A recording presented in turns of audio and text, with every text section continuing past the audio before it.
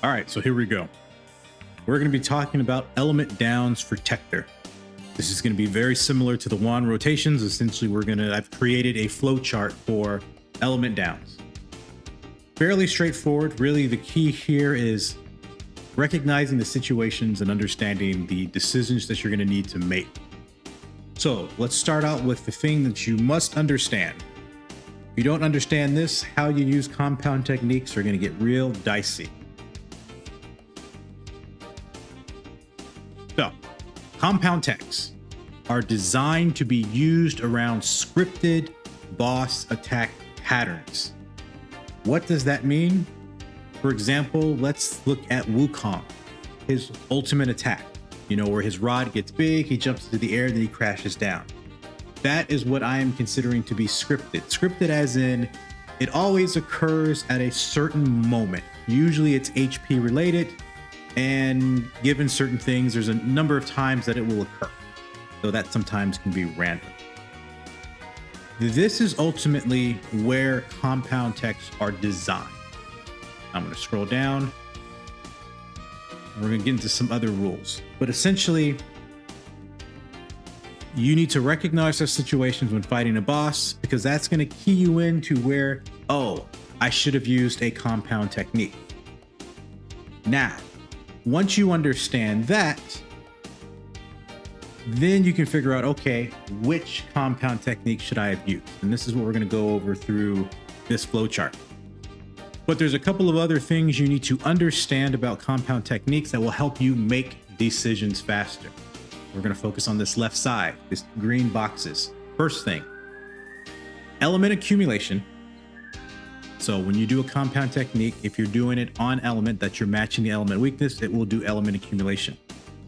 This accumulation stops on element down.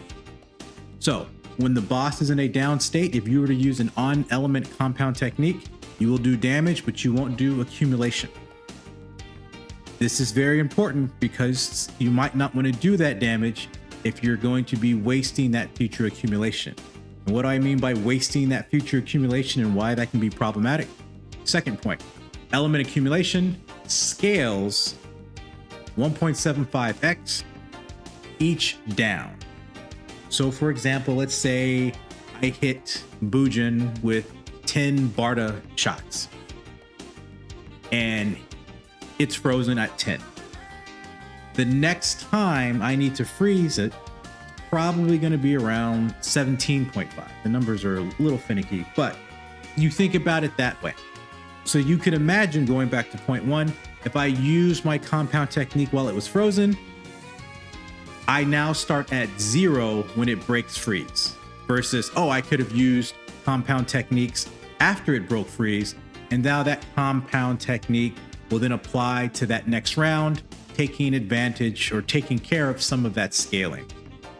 Next, accumulation is modified by weak spots. And really what that means is that if there's any type of damage modifier, usually a weak spot, which is 50%, but in some cases it could be 20% when we're thinking of breakable parts, or if we look at Starless and their jewels, it's not always 50%.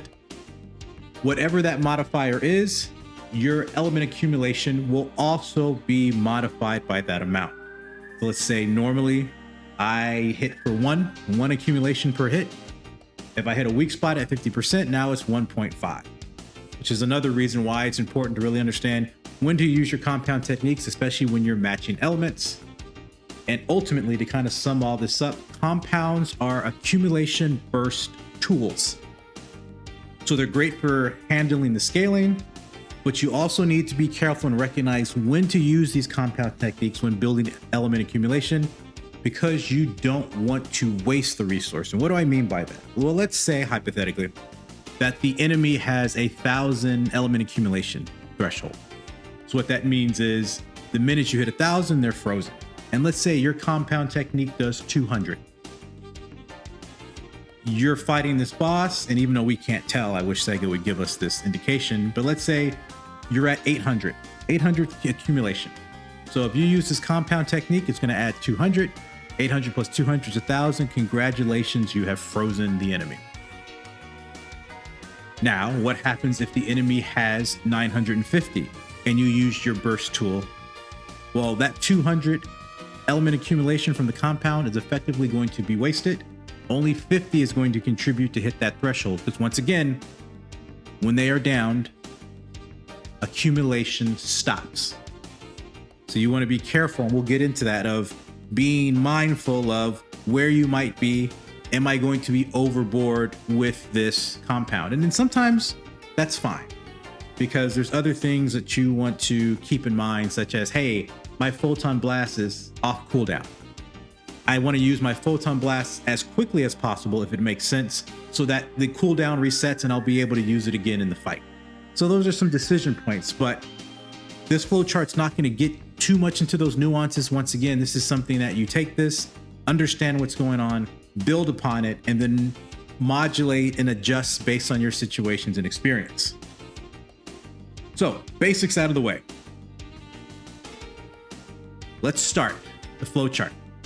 Very, very, very, very simple. We kind of talked about this a little bit when we talked about these scripted attacks.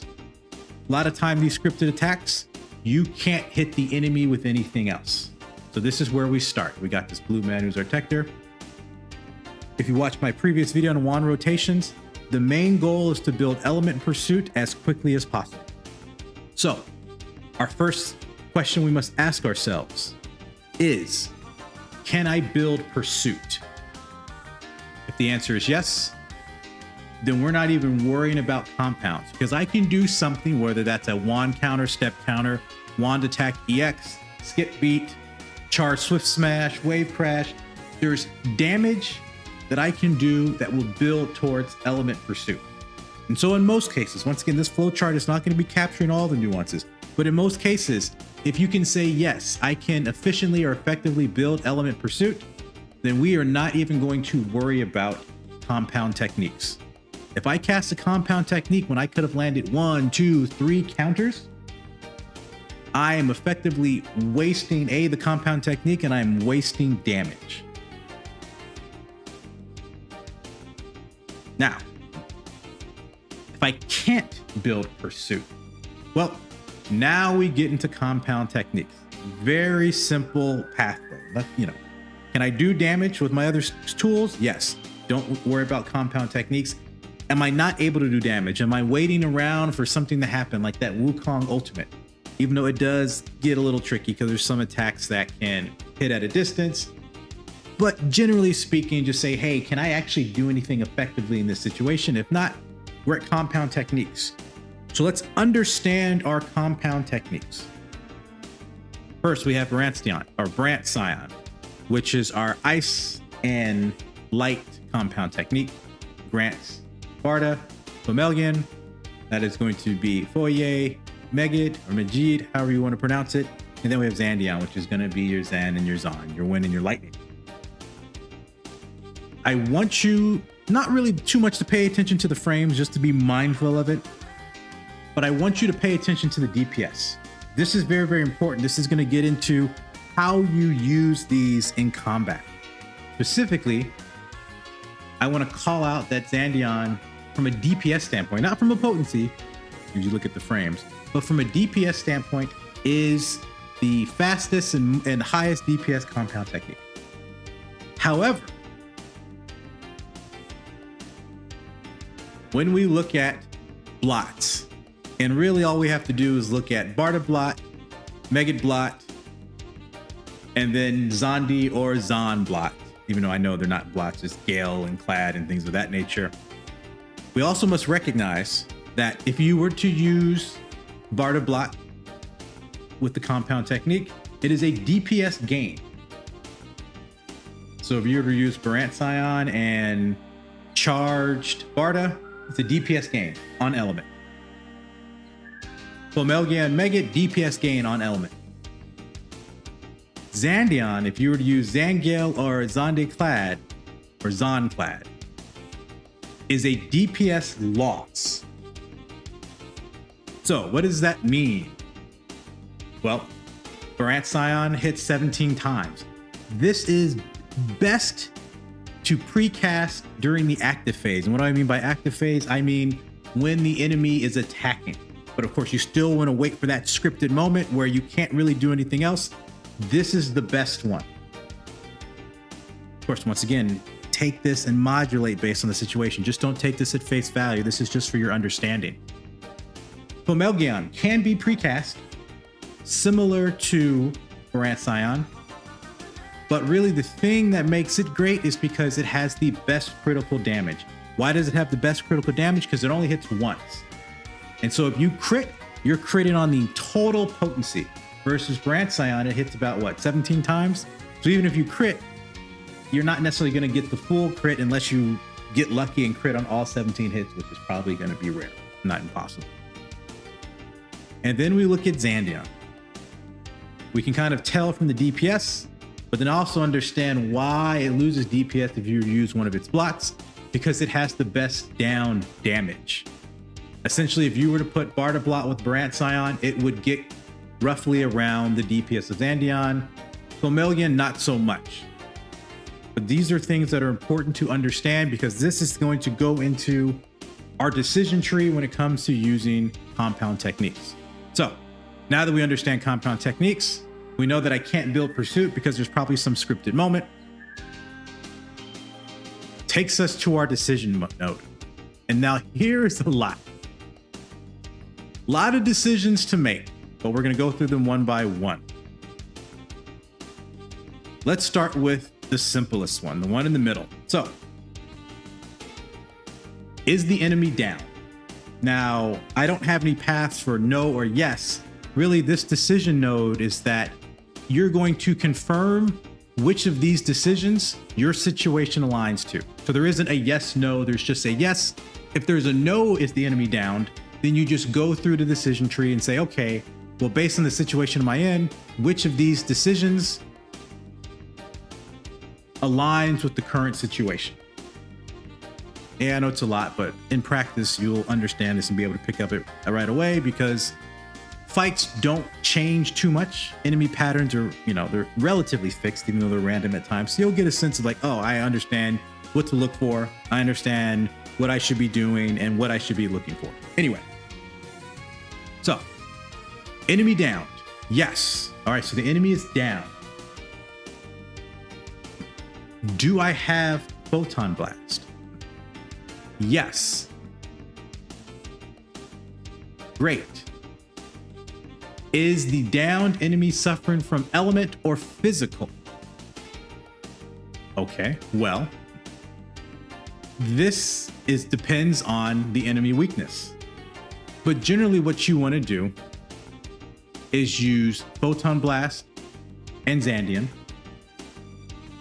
So let's say that Zandion is the off element. Let's say it's element down, Photon Blast and Zandion. Why? Because I don't necessarily want to use a compound technique that is going to lose its accumulation value. So your general go-to combo, because not many enemies are weak to wind or lightning, is going to be, oh yeah, Photon Blast, Zandion. But there might be a situation to where, no, actually, the enemy is weak to wind or lightning. I don't want to waste that down accumulation. Okay, well, the next best option, use PB, Photon Blast, and Flowcharts. Why? Because it has the best crit damage. But of course, there might be situations to where, okay, it's a physical down. Oh, well, now if it's a physical down, element accumulation does occur because they're not elementally down and maybe they're weak to ice. So in that case, okay, I've got my Photon Blast, I've got compound technique. I want to use Barant Scion and then Photon Blast. Order is important because Barant Scion is a precast. It takes 238 frames of fire, but it continues to hit till about 390 frames. So you want to use that first so that you can start your Photon Blast while it's still getting up to that 390 frame attack. You don't want to do it prior because then you're doing Photon Blast and then you're doing Barant Scion and gotta wait 390. Versus using Photon Blast with Zandion or Flowcharts, there is none of that precast, so you can essentially use the order as Photon Blast, Flowcharts. So once again, this is important. This is why you need to understand, okay, what are the rules about compound techniques? Am I trying to maintain effective element accumulation? This gets you in a sense of, okay, what should I be using? However, no, I don't have Photon Blast. Once again, the enemy is down. Is it an element or physical down? And then the same thing. Okay, well, if it's element, I probably want to use non-element.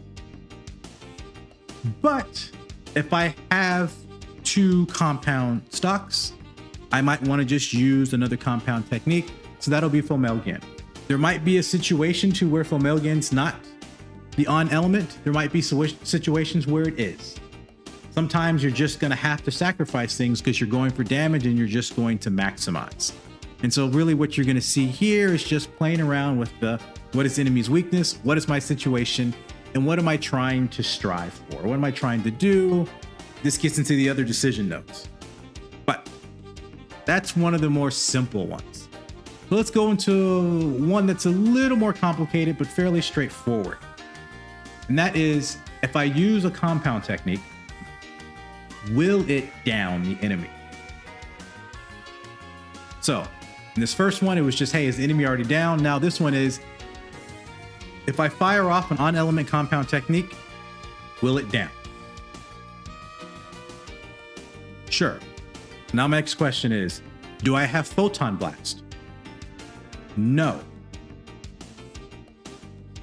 Will it result in an early down? So once again, will it result in an early down? Yes. You have 2 decisions to make.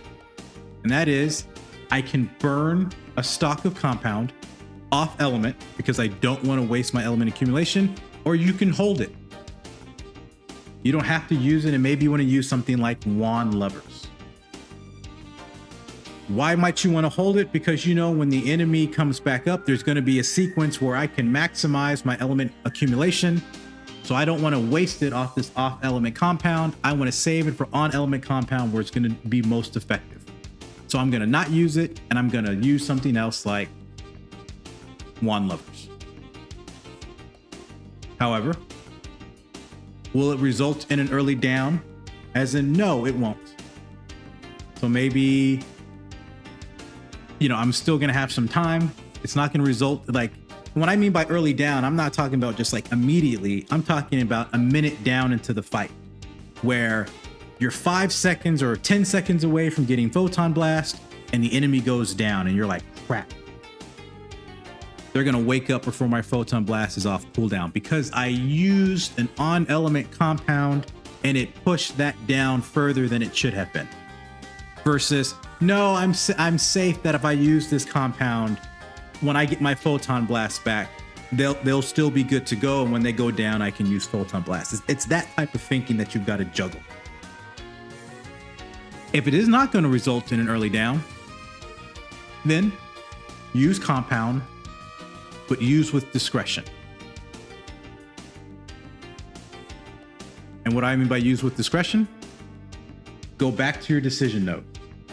And once we go through these other options, you really understand it's like, all right, I could use the compound here, but there are other things that I need to be thinking about, I need to be considering. And then finally, okay, this is going to down or potentially result in an early down, but I have Photon Blast. So actually, maybe I want the down to happen right now, or I want the down to happen faster than it would have otherwise. Use the compound on element because you have Photon. Now, let's go up. Temporary weak spots. Does the enemy have a temporary weak spot? The best way to think about this are the starless enemies with jewels. You'll know that they have a jewel somewhere in their body. When you break it, they might not have a weak spot anymore, but then after time has passed, that regenerates. This is very, very important. We're going to look at Reitsu, who's the starless Bujin. You'll notice that it has a gem. When you break it, it no longer has a gem. And really what you want to do is being careful of when you use your most powerful attacks, because you don't want to use them when the gem is not active. So, does it have a temporary weak spot? Yes. Okay. Do you have Photon Blast? Yes. It might be effective in some situation just to use the Photon Blast. Why? Because you don't necessarily want to use your compound, which is weaker than Photon Blast, and it breaks the jewel. Because you could imagine that, oh, I used Flowcharts against Reitsu, I broke the gem, and he's also down. So now I'm looking at array 2 with no weak point, and I've got my photon blast, and now I'm not using my photon blast as effectively as possible.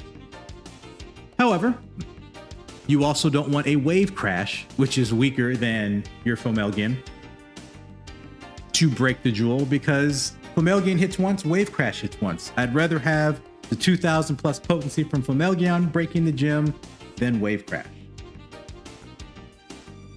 So if you don't have photon blast and it's a temporary weak spot like a gem or a jewel, use compound.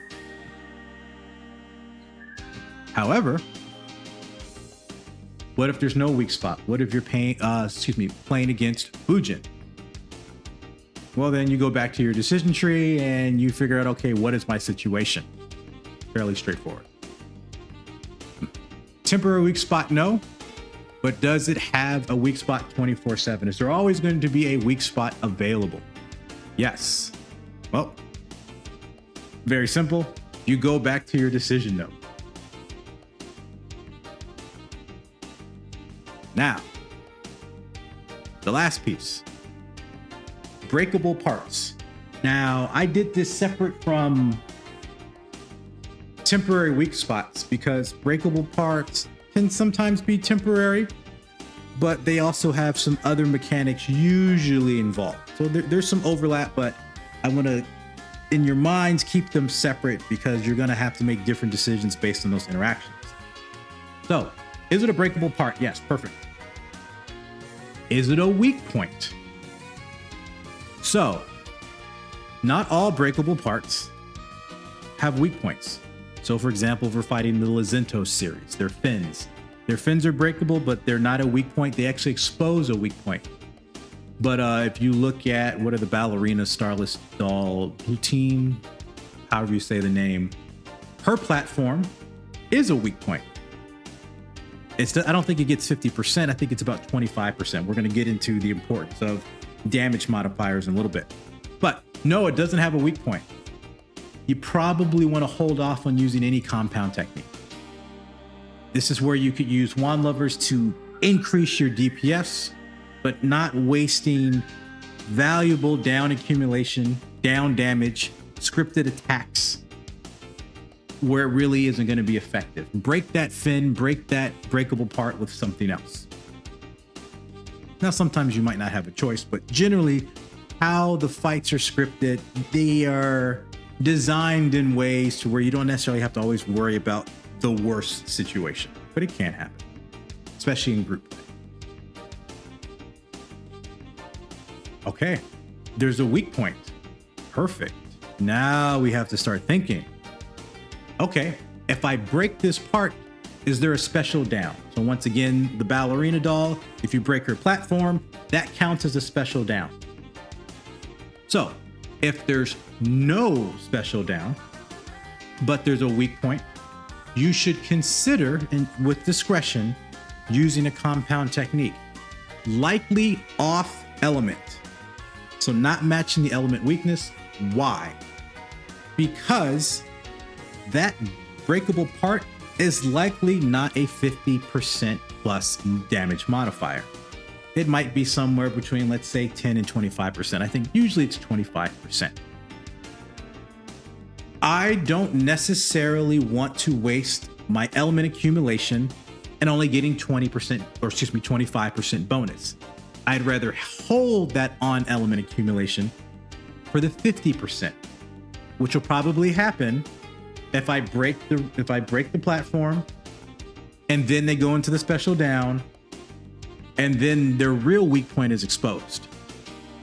But if there is no break part special down and you're just looking for damage, off element compound technique just to pop that part. But once again, it's got a weak point. If it doesn't have a weak point, hold the compound. Okay, but if I do break this part like the platform, it does result in a special down. Okay, well, the question is, do you have photon blast? Okay, perfect. If you have photon blast, do you have 2 stocks? Sure, great. Use the off element compound to break the part because you have photon blast. So when they're downed, you can hit them with the photon blast. And if you have two stocks, you use one of your stocks to break the platform. You can use your on element compound technique with your photon blast to build that damage and down accumulation. However, what if you don't have two stocks? Well, I would hold. Once again, because I don't want to use a compound technique to break the part. This is only 25% damage modifier, that I have nothing for when the real down occurs. So use wand lovers to break that part if you have it. Oh, I have two stocks. Oh, okay. Well, I can use that off element compound technique to break the part, triggering the special down. I still have another stock, even though I don't have photon blast. I can use that on element compound technique, not only for the damage, but then now to get that 50% additional element accumulation. Of course, once again, this is for special downs. If it's element accumulation, you know the drill. You go back to your decision tree, and here we go. Is the enemy downed? Is it element or physical? Here is your flow chart. So it is a lot of decisions, essentially. Recognizing the decisions and then figure out, okay, where am I? What are my resources? What do I have? What do I not have? And then making decisions from there. This is high level Techter, and I guess Force as well, though of course I'm not well versed in Force. It changes a bit just because of how Force works. But this is really high level stuff. But once again, similar to wand rotations, has nothing to do with rotations. There isn't like the ultimate combo. It's all about how do I build Pursuit the fastest, and how do I optimally use my compound techs. Techter's all not about what you're doing per se, but everything around what you're doing. Because everything around you is then going to influence what you are doing. You need to recognize that. And so what I'll do now is I'm going to show you some clips that go through these decisions. I'm not going to call them out. I want you to, of course, I'll have this on Google Docs. You can have this image as well. But I want you to watch them and then recognize, okay, based on how Einhander used that compound technique, where on this decision tree or this decision node did he fall into? Why did he do this? What was going on? So other than that, watch the rest of these clips. The next, and probably final, because I don't think I need to do another one. Next flow chart is going to be wand lovers, which hopefully is fairly straightforward. Should be quick. But other than that, enjoy these clips. See what you can recognize when it comes to the decisions I'm making, and I will catch you next time.